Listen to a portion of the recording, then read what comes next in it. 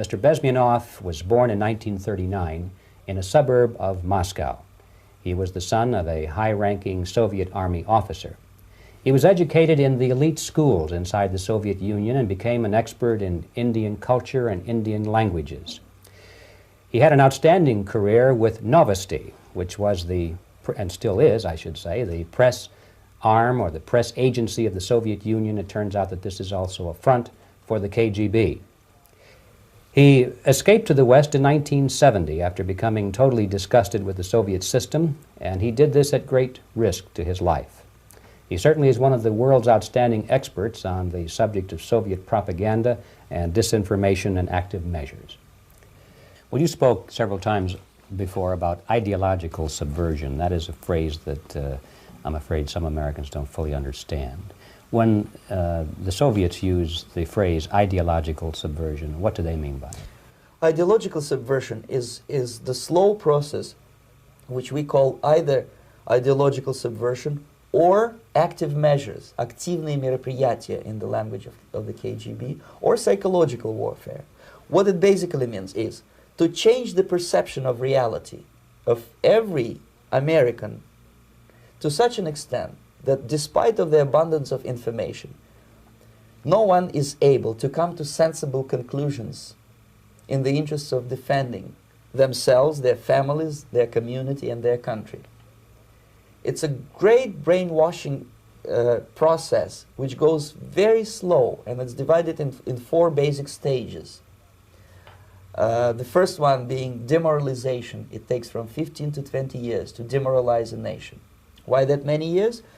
Because this is the minimum number of years which requires to educate 1 generation of students in the country of your enemy, exposed to the ideology of the enemy. In other words, Marxism-Leninism ideology is being pumped into the soft heads of at least 3 generations of American students without being challenged or counterbalanced by the basic values of Americanism, American patriotism. The demoralization process in the United States is basically completed already. For the last 25 years, actually it's overfulfilled, because demoralization now reaches such areas where previously not even Comrade Andropov and all his experts would even dream of such a tremendous success.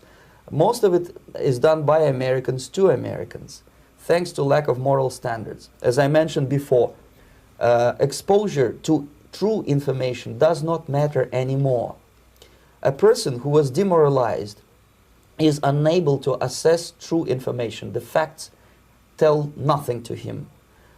Even if I shower him with information, with authentic proof, with documents, with pictures, even if I take him by force to the Soviet Union and show him concentration camp, he will refuse to believe it until he is going to receive a kick in his fat bottom.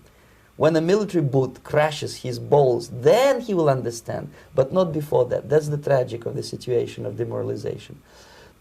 The next stage is destabilization. This time, subverter does not care about your ideas and the patterns of your consumption. Whether you eat junk food and get fat and flabby, doesn't matter anymore. This time, and it takes only from 2 to 5 years to destabilize a nation, what matters is essentials: economy, foreign relations, defense systems. And you can see it quite clearly that in some areas, in such sensitive areas as defense and economy, the influence of Marxist-Leninist ideas in the United States is absolutely fantastic. I could never believe it 14 years ago when I landed in this part of the world that the process will go that fast.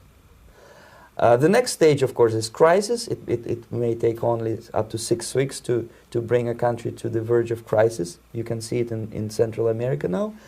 And after crisis, with a violent change of power, structure, and economy, you have so-called the period of normalization. It may last indefinitely.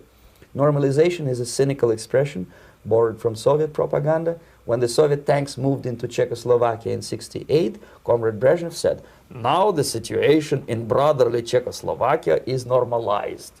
This is what will happen in the United States if you allow all these schmucks to bring the country to crisis.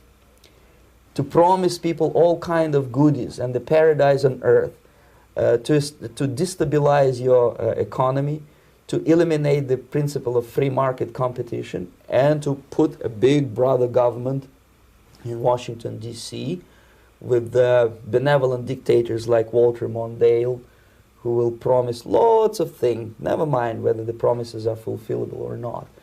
Your leftists in United States, all these professors and all these beautiful civil rights defenders, they are instrumental in the process of the subversion only to destabilize the nation. When their job is completed, they are not needed anymore. They know too much. Some of them, when they get disillusioned, when they see that Marxist-Leninists come to power, obviously they get offended. They think that they will come to power. That will never happen, of course. They will be lined up against the wall and shot.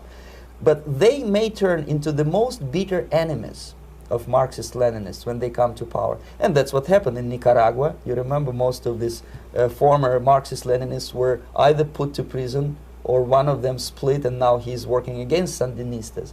It happened in Grenada when Maurice Bishop was already a Marxist. He was executed by a new Marxist who was more Marxist than this Marxist. Same happened in Afghanistan when first there was Taraki, he was killed by Amin, then Amin was killed by Babrak Karmal with the help of KGB. Same happened in Bangladesh when Mujibur Rahman, very pro-Soviet leftist, was assassinated by his own Marxist-Leninist military comrades. It's the same pattern everywhere. The time bomb is ticking. With every second, the disaster